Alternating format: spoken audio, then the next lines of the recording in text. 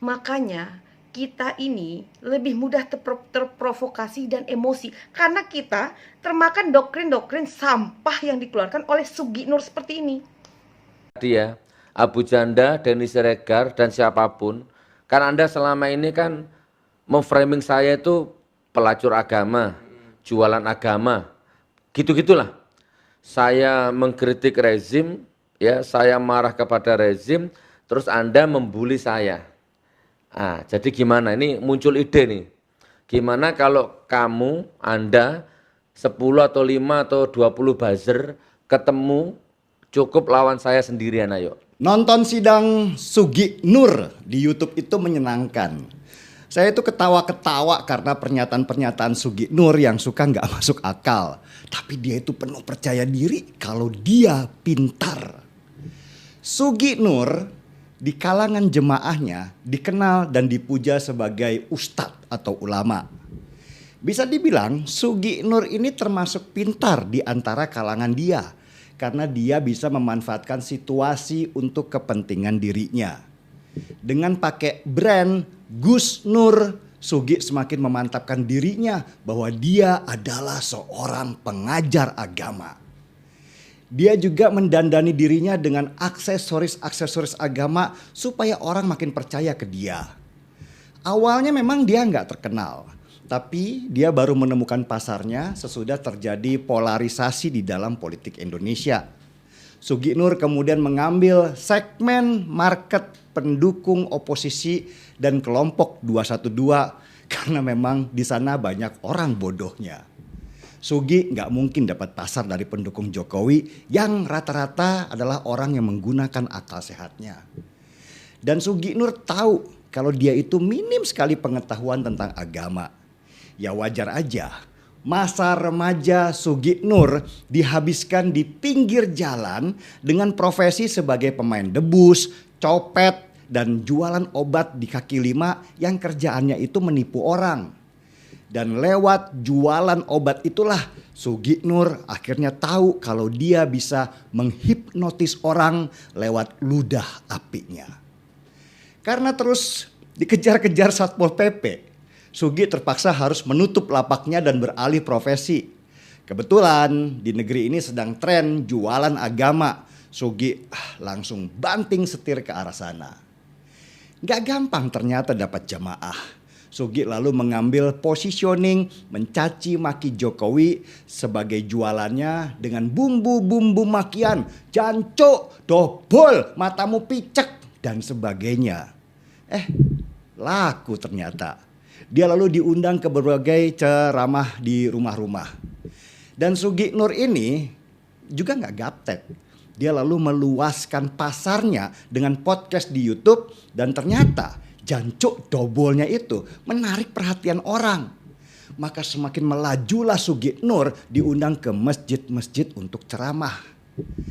Kalau kalian sempat mampir ke channel YouTube-nya Sugi Nur, kalian pasti tidak akan menemukan pembahasan ayat, hadis dengan lengkap dan detail seperti ustadz-ustadz dan ulama-ulama yang berilmu lainnya. Ceramah Sugi penuh dengan caci maki terhadap pemerintahan Jokowi. Hal yang lebih dia fahami daripada ilmu agama. Kalau ada yang mengkritik dia, Sugi biasanya suka pakai senjata andalan mubahalah. Mubahalah itu adalah konsep memohon azab Allah kepada orang yang berdusta sebagai bukti kebenaran dari salah satu pihak.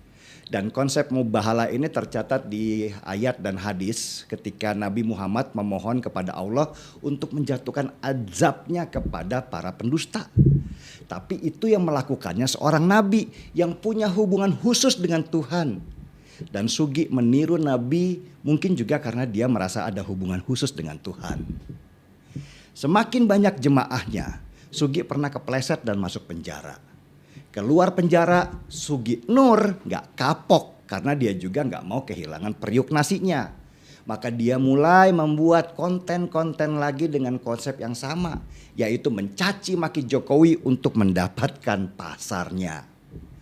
Dan kasus yang menimpa Sugi Nur kali ini adalah ketika dia lewat channelnya mencoba memfitnah bahwa Presiden Jokowi ijazah sekolahnya palsu.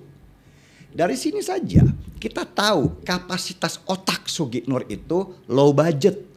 Bagaimana bisa dia dan Bambang Tri mempertanyakan hal yang sudah diklarifikasi oleh KPU sejak Jokowi menjadi wali kota, gubernur sampai presiden. Untuk menjadi pejabat itu nggak mudah. Seseorang harus mengikuti persyaratan ketat lewat dokumen-dokumen bahwa orang itu memang layak mengikuti pemilu. Dokumen pendidikan Jokowi mulai dari SD, SMP sampai kuliah tentu sudah diverifikasi dengan sangat ketat karena negara nggak mau kecolongan. Sebagai contoh, ada pelawak yang bernama Nurul Komar. Dia pernah masuk penjara karena ketahuan memalsukan ijazah. Komar pernah ingin menjabat sebagai rektor dengan memalsukan ijazah S2 dan S3-nya. Tapi ya ketahuan lah, negara kan nggak segoblok itu terima ijazah palsu tanpa verifikasi terlebih dahulu. Apalagi yang sekelas presiden, tentu verifikasinya jauh lebih ketat. Jadi nggak masuk akal kalau seorang presiden itu nggak lulus SMP dan memalsukan ijazahnya. Tentu sejak mencalonkan dulu, kalau ijazah seorang Jokowi itu palsu, dia sudah masuk penjara seperti Nurul Komar. Tapi ya itu, Sugi Nur nggak sampai otaknya ke sana. Dia tetap kuat pendiriannya kalau ijazahnya Jokowi itu palsu. Saya sendiri heran, kok logika berpikir Sugi untuk hal sesederhana itu aja nggak sampai ya? Ternyata terbongkar di persidangan. Kalau Sugi Nur ternyata hanya sekolah sampai SD kelas 5 dan gak pernah lulus. Saya sejak dulu menolak dipimpin orang-orang bodoh yang sama sekali gak menambah ilmu di otak saya.